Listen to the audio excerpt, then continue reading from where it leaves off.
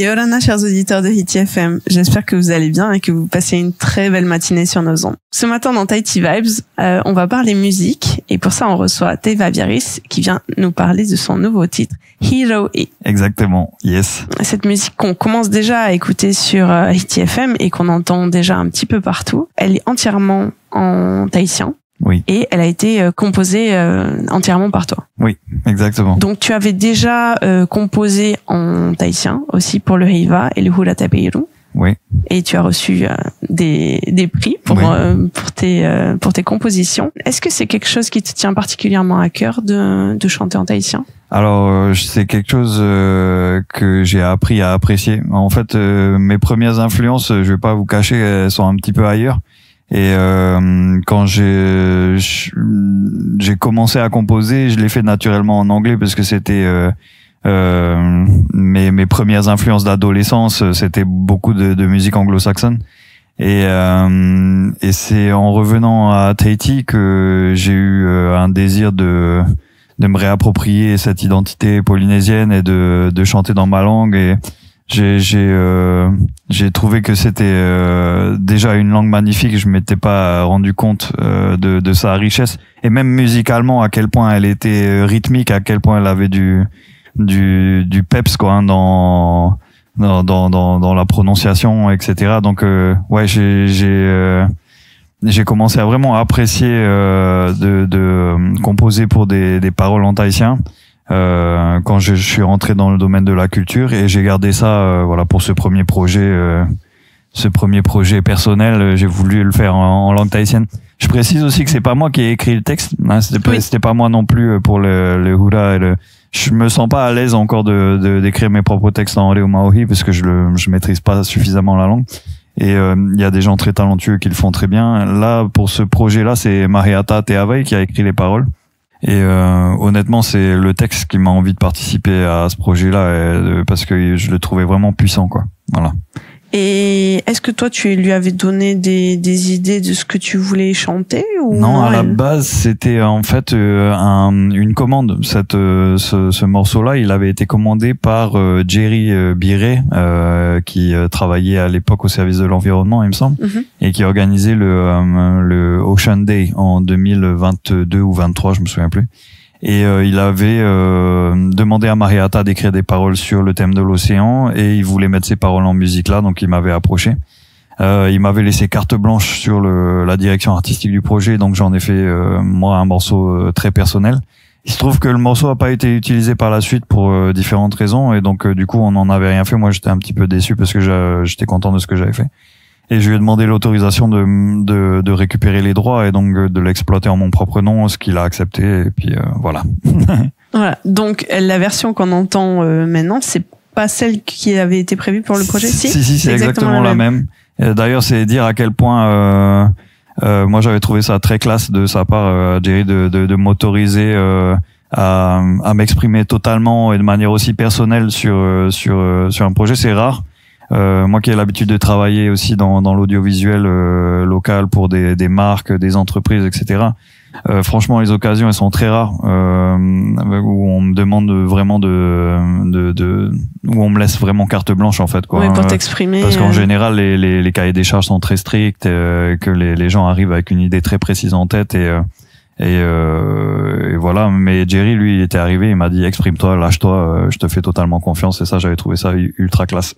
Et puis ça fait plaisir, surtout. Ouais, ça fait plaisir, ouais, carrément.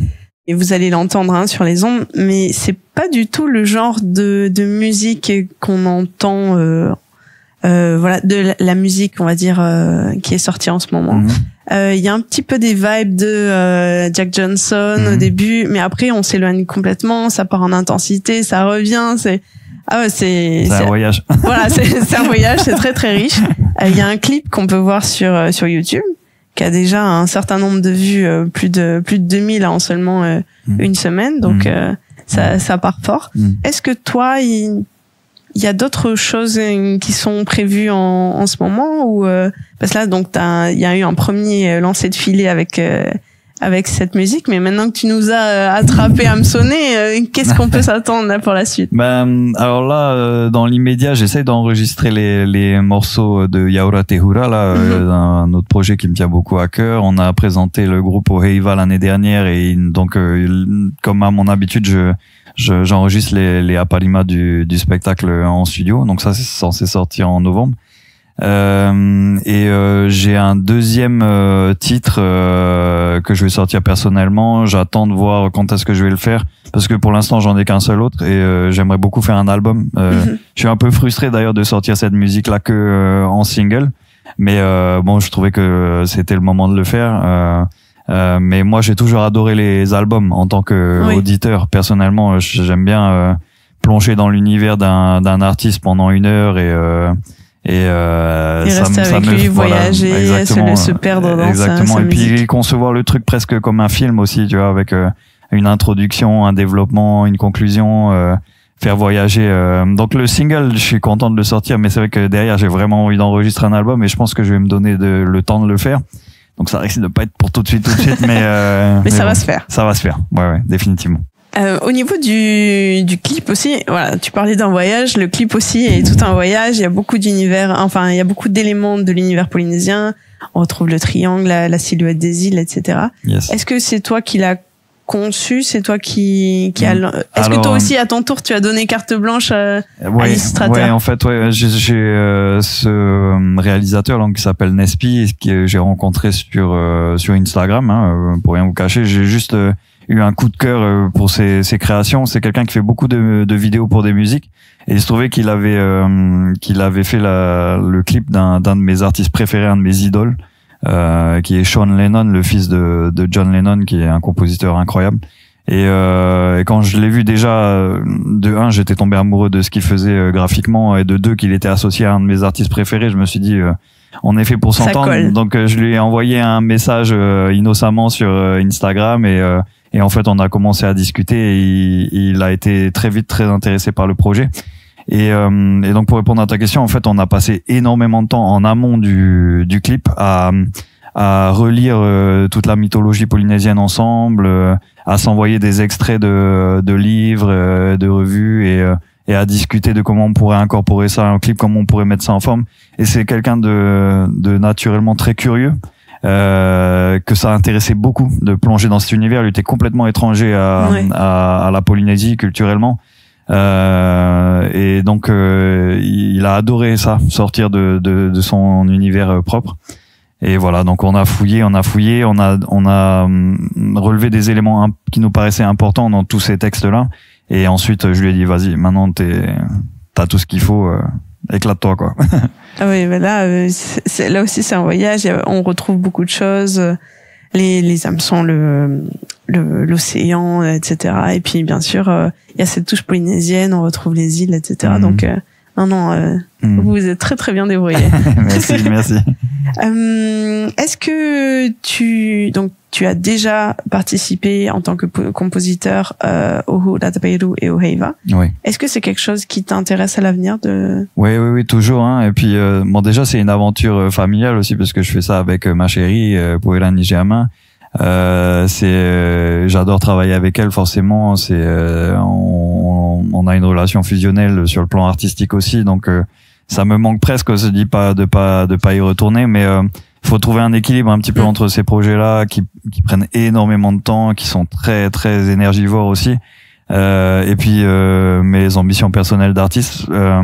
Moi, je suis toujours très amoureux de ma culture et j'ai envie de me représenter encore sur scène à Toata dans les prochaines années, mais je m'accorde quand même là quelques années égoïste, on va dire, pour développer mes projets personnels. D'introspection, voilà, c'est ça. Voilà, très bien. Merci beaucoup d'être venu aujourd'hui. Une dernière chose, on va rappeler que donc c'est toi qui fais tous les instruments. Yes. Alors à part, sauf la batterie, c'est ça? La batterie et la basse. La batterie, c'est mon copain Brice Meunier qui est venu enregistrer au studio. Et la basse, on a travaillé avec un autre très beau copain qui s'appelle Vatea Le Gaïc qui était en France au moment de l'enregistrement. Donc on a fait ça à distance. Voilà. C'est ça, yes. La magie de la technologie, de pouvoir rester connecté travailler ensemble. Merci beaucoup Teiva d'être venu nous présenter ce nouveau titre que vous allez écouter et que vous écoutez déjà sur ITFM et sur les autres radios et bientôt dans le monde entier vu qu'elle tourne aussi en Nouvelle-Zélande et à Hawaï, donc c'est un vrai projet polynésien. Yes. Merci beaucoup. Passez une très bonne journée et vous les auditeurs, merci beaucoup pour votre fidélité. Passez une très très bonne journée sur ITFM. Nana. Vous pouvez nous réécouter sur la chaîne YouTube et la page Facebook ITFM Tahiti. Et merci d'être avec nous sur ITFM.